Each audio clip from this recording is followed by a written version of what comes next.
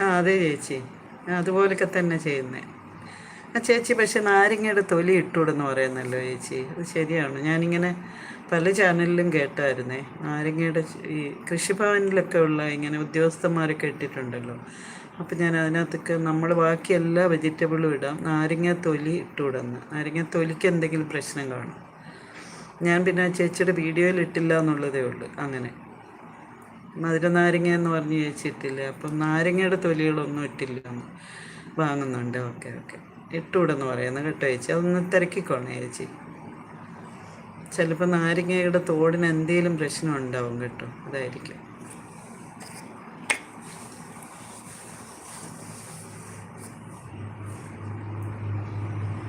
ആ വേപ്പിൻ്റെ കേക്ക്, വേപ്പും പിണ്ണാക്കിൻ്റെ അതിൻ്റെ ഒരു കേക്കെന്ന് പറഞ്ഞിട്ട്, കേക്ക് പൊടി, അങ്ങനെ ഒരെണ്ണം